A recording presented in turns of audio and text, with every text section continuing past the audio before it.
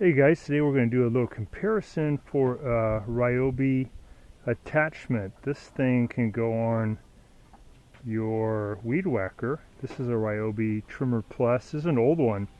This is a 132R, but the newer ones are similar, but I think they have the NiCad battery packs. And they have that similar connection system. So I've already tried out this one, and this comes with not like a weed whacker, but like a steel blade. Not very sharp, but it really does a good job cutting through material, you know, about that thick. And we're going to show you that today, and then we're going to compare it. We're going to put a different blade on. It's called a Forester. And this is kind of like a circular saw and a chainsaw combined. So we'll try out that one too, just to compare to see which one's a little stronger. On the attachment, and all you got to do is just push it in, and then this little spring-loaded pin will pop out right there, and then I'll tighten these down. You can just finger tighten them. It's good. And we're going to go try out this kind of a blade just to show you what it can do. It's pretty good.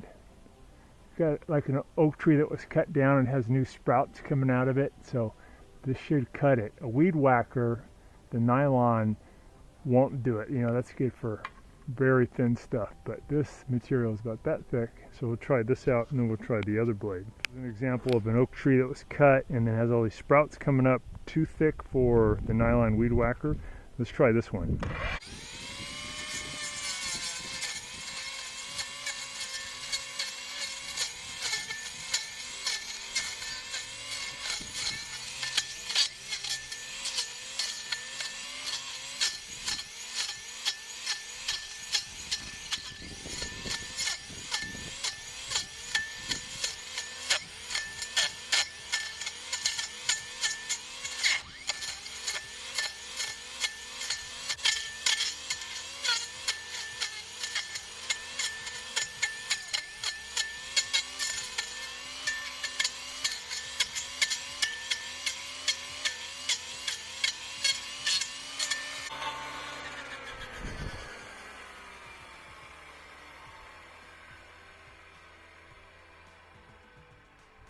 So that's pretty good. It's about $60. It's a Ryobi Expand-It Attachments. It's one of the types of attachments, but pretty effective. This is on a, again, this is a plug-in, so pretty good power, but really good. Just tore up that oak. This is the oak tree right here originally. Got rid of all of it, no problem. So we're going to try the other one on a similar tree, the other blade, and see if it's even better. But this is, I'm really happy with this. Oak tree is kind of like a hydra. If you cut it, it'll just create even more and more problems. So once you cut it, it's good to, when it's freshly cut, maybe put some tar on where all the cuts are, and that should stop it from growing. Forester blade, of course, safety will unplug it. And then, I think to make it easier, I'll just disconnect the quick Expand-It connection. So you can get these that have the weed whacker attachment. You can get this big steel attachment. You can get an edge trimmer, a couple of them, but it's pretty cool, pretty easy to get on and off. I'm going to press this little button, slide out the extension, and then we'll try on this extension a different blade just for fun. To do the blade switch, you'll note there's a little, I don't know if you can pick this up on camera, but there's a little window, and then there's a small opening, and that's where you're going to stick in something like a, I'm going to put a small standard head screwdriver and I'll spin off that nut. And I'm just going to block that from moving. There we go. And I'll just use a crescent wrench and get this nut off.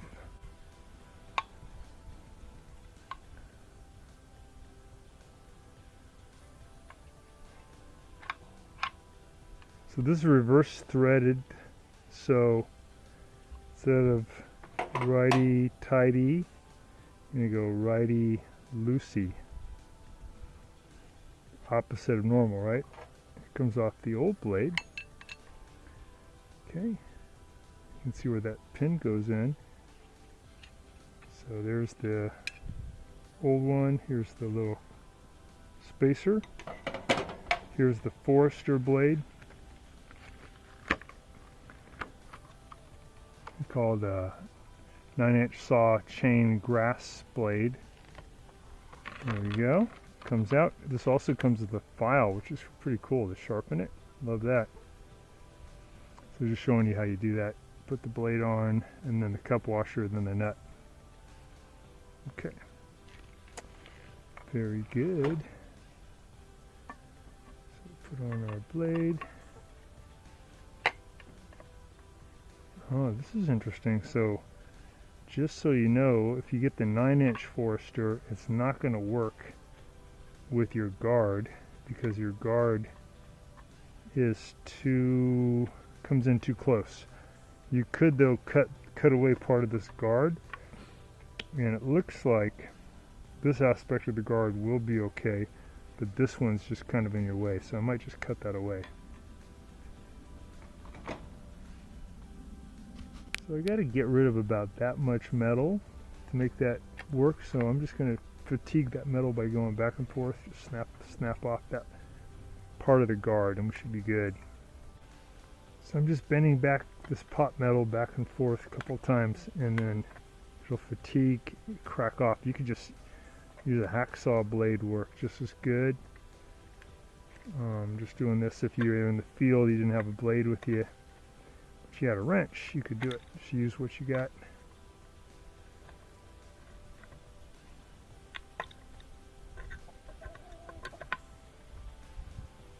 Okay, so we got that guard out of the way by bending it. So I got that out of the way. I'll go ahead and got that on my little spacer. I'm going to go reverse threads on this. I'm going to go lefty-tighty. So weird, huh? We'll put in that little block and then we'll tighten it up. Okay, we have the different blade on there, chainsaw blade. We're going to connect it. So again, same thing, we'll just push that pin in a little bit and it's spring-loaded. It'll pop out and we'll tighten these up. We'll test it on a similar type of oak tree, so it's somewhat good science, and see if this has a better effect. I think it probably will. Similar oak tree is cut, these are all the sprouts coming out. Let's see if there's a difference with this kind of a blade.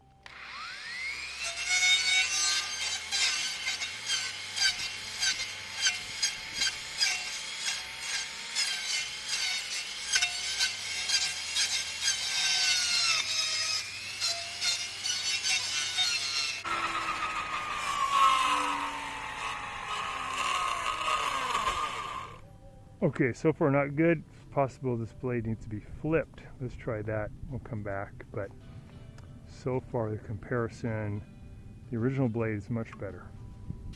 Okay, we're going to try flipping the blade over. When we ran it this way, where the markings were facing toward the bottom, it did not cut well at all, but maybe it's backwards. We'll just try it out. Flip it around. Get this, pop out this little adapter.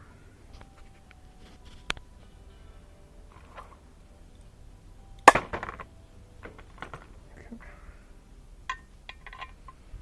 Put that back on the splines. We'll flip this over this way. Let's see if there's any change.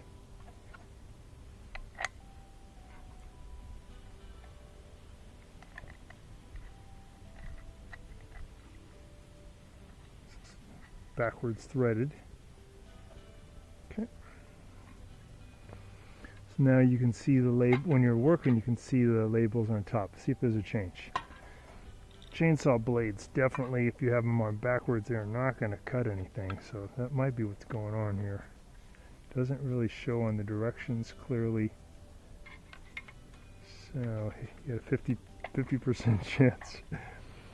Alright, let's tighten this up.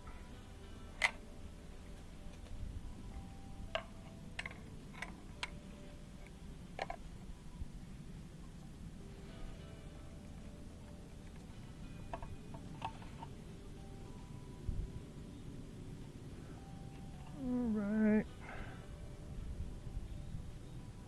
Cool, nice and tight. So, we can see the marking, see the label. Let's try that. Flip the blade around. Let's see if there's a difference now. So this is the same oak tree. Plug it in.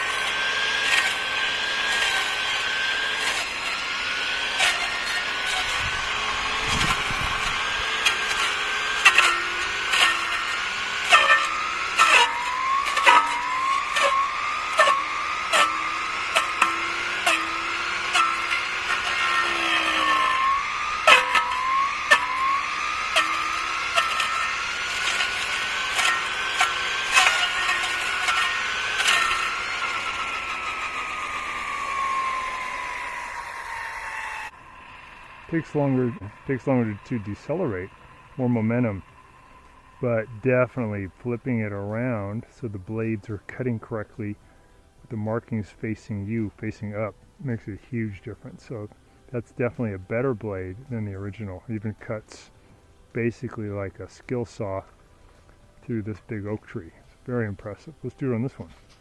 This is a privet, so this will be actually easier to go through.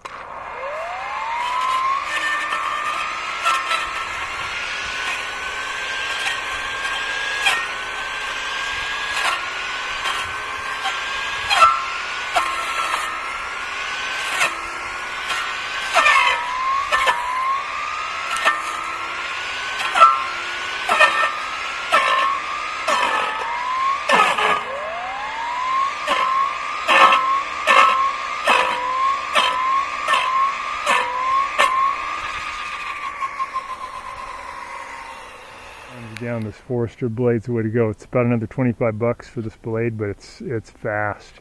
We just went through a 3-inch privet. Just took a few seconds to get through it. Let's do this big oak. Very impressive.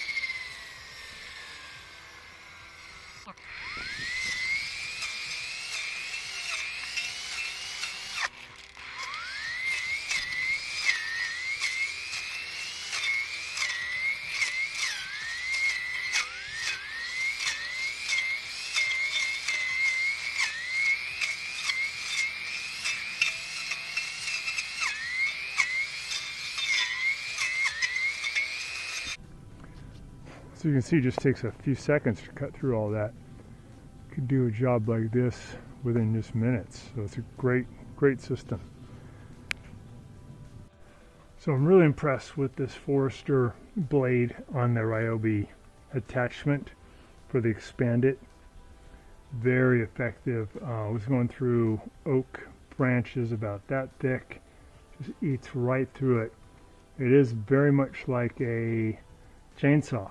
And it goes crazy fast on the RPMs. I would be very careful though, because the guard, protects you somewhat.